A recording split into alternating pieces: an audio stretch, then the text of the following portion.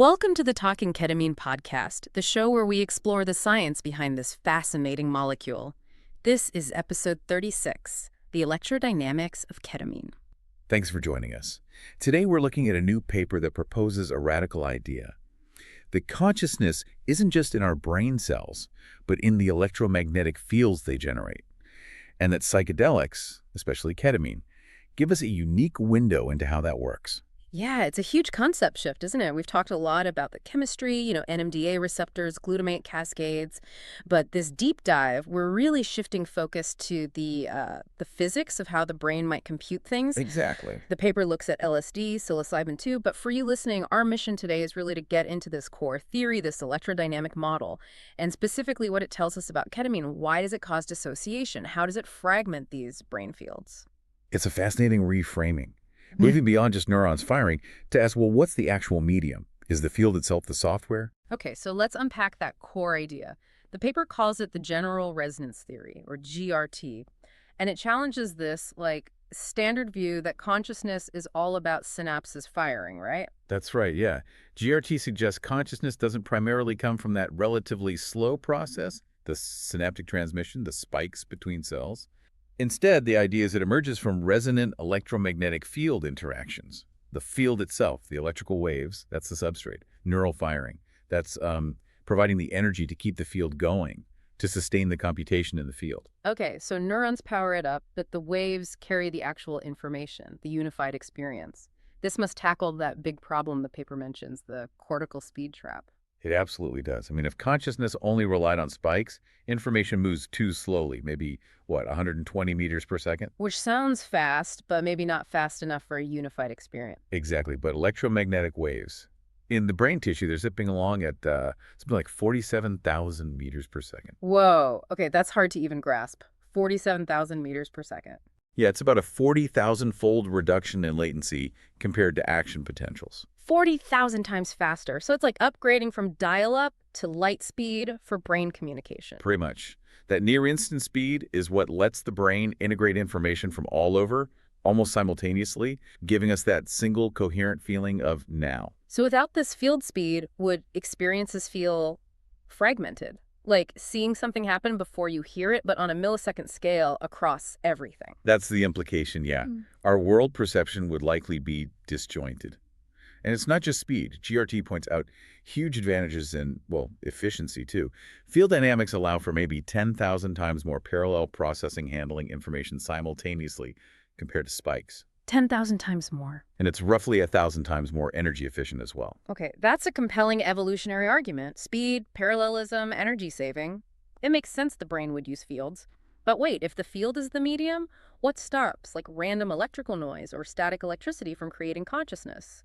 Or even muscle activity? Is there a filter? Ah, that's crucial. The field has to be coherent and resonant. It's not just any electrical activity. Think of it like a radio receiver. They're static everywhere, right? But you only get the music when you tune into a specific, clear, resonant frequency. Okay, got it. So neural firing provides the power, but only the coherent, resonant patterns, maybe in specific frequency bands like gamma waves, actually constitute the integrated conscious state. Right, that makes sense. Coherence is key. Which brings us back to ketamine. Because the paper sets it up as, the odd one out. It doesn't seem to enhance coherence like other psychedelics might. Exactly. It's the perfect counterpoint. Yeah. If you look at, say, LSD or psilocybin, the classic serotonergics, the theory describes them as kind of field resonance enhancers. Yeah. Subjectively, people report feelings of unity, right? Boundaries dissolving, connection. Yeah, oneness with the universe, that kind of thing. Which theoretically means the underlying electromagnetic field is becoming more coherent, more globally synchronized. But ketamine does the opposite. It's a dissociative. It splits things apart. Precisely. Ketamine seems to fragment the field. The main effect is dissociation. That feeling of being disconnected from your body, from your surroundings, even observing your own thoughts like an outsider. Reality feels, unreal. Dreamlike. And then there's the extreme end, the K-hole. If a unified field equals an integrated self, what's the K-hole electrodynamically speaking? The K-hole looks like the ultimate fragmentation, a temporary, almost catastrophic collapse of that global unified field. Our sense of our self-identity seems to just depend on this large-scale, continuous synchronization. Okay. When that coherence breaks down completely under high-dose ketamine, the integrated self just stops operating for a bit. Instead of one big orchestra playing together, you get loads of little bands all playing different tunes loudly, completely out of sync. Fragmented hyperactivity. Okay, so we need the mechanism. How does ketamine do that? The paper links it to its main action, right? Yeah. Blocking NMDA receptors. Yes, it's an NMDA receptor antagonist, and this is where it gets a bit paradoxical. Yeah. Blocking an excitatory receptor. Yeah. You'd think that would quiet things down. Yeah. Less excitation, right? But often, ketamine actually increases local firing rates, causes bursts of activity. Huh.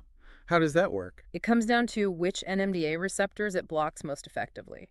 Differential sensitivity. Ah, so it's not hitting all NMDA receptors the same way. Exactly. It turns out the NMDA receptors on certain inhibitory neurons, these GABAergic interneurons, are more sensitive to ketamine than the ones on the main excitatory cells, the pyramidal neurons. Inhibitory neurons. Uh, So the brain's brakes. That's a great analogy the paper uses, yeah. These interneurons act like the braking system, enforcing rhythm and coordinating activity. Okay. Ketamine preferentially blocks the NMDA receptors on these brakes. So it takes the brakes off. Effectively, yes. It reduces the inhibitory control over the main excitatory cells. Okay, I see. So you remove the brakes, and the local engines, the pyramidal cells, just start revving like crazy, uncontrolled. Precisely. You get this state of fragmented hyperactivity. Local circuits go wild because the coordinating inhibition is weakened. But they can't connect properly. They can't form those large, coherent global patterns needed for unified consciousness. That's the idea. They become like islands of intense activity, but isolated from each other. Okay, so that's the mechanism disinhibition leading to fragmented hyperactivity. Now, what does this look like electrically? If we measure the brain's fields with EEG or ECOG, what's the signature of this fragmentation? What you see in the recordings is this really interesting trade-off. Locally, within those islands, you actually see increased power in the electrical signals. The local fields are strong, noisy even. Right, because of the hyperactivity. But when you look at the coordination between regions, things like phase locking or synchronization, It drops off a cliff. dramatically decreases, yes. The different brain areas are sort of shouting loudly on their own, but they're completely out of sync with each other. So lots of noise, but no coherent signal across the network. And this lack of synchrony correlates with feeling dissociated. Directly. The paper mentions findings like aberrant gamma bursts, these intense spikes of high-frequency activity. But crucially, they failed to synchronize across different brain regions. This likely reflects the breakdown in binding different features of perception together. And isn't there a key connection that gets disrupted between specific lobes? Yes, a really crucial one. Coherence analysis shows significantly decreased synchronization between the frontal and parietal regions. Which are absolutely critical for that sense of integrated self, planning, spatial awareness, basically being a coherent person in the world. Exactly. So this electromagnetic decoupling between frontal and parietal areas is, in measurable terms, the dissociation people report subjectively. Wow. Okay, and there was one more piece, something about brain layers, layer-specific isolation. Right. This adds another layer of detail, excuse the pun, distinguishing ketamine from, say, LSD. Okay, maybe simplify this bit. Layers V and 3F. It gets technical. Let's try the city analogy again. The cortex has layers, like floors in a building. Layer V neurons, which seem to be more affected by LSD or psilocybin, are like the big, citywide radio broadcast towers. Powerful global signals. LSD might make that broadcast louder and more synchronized across the whole city field expansion, unity. Okay, the big broadcasters.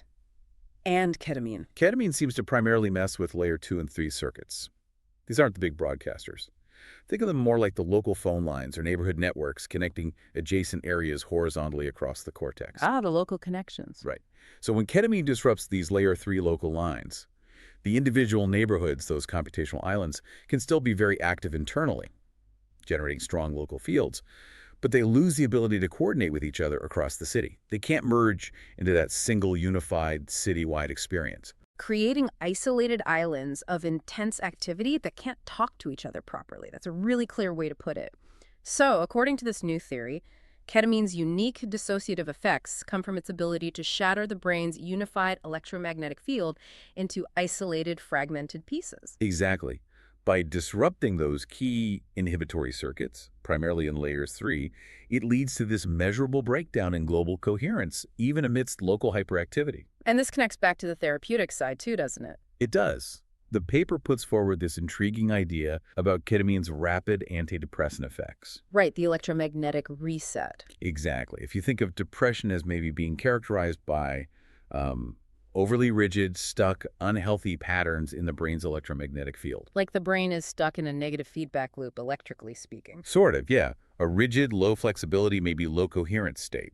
Then maybe a treatment that causes a total temporary disruption of all field patterns. Yep. A complete disintegration, like ketamine does. Perhaps that forces the system to reboot.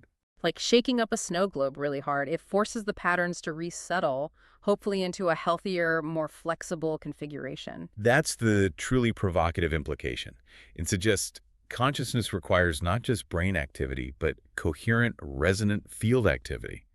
And the paper proposes that ketamine's rapid antidepressant effect might come from this temporary electromagnetic reset, a total disruption of the rigid, unhealthy field patterns seen in depression. It really shifts the focus, doesn't it? From just modulating chemicals to potentially tuning or disrupting the brain's electromagnetic dynamics directly. Precisely. It opens up possibilities for thinking about mental health and consciousness in a whole new physical framework. Mind-bending stuff indeed. Thinking of our sense of self as a kind of resonant frequency. Thank you for guiding us through this really complex but fascinating theory and how ketamine fits in. We really encourage you, the listener, to keep digging into these ideas. The science of consciousness is constantly evolving, and it doesn't get much deeper than this. Thanks for joining us.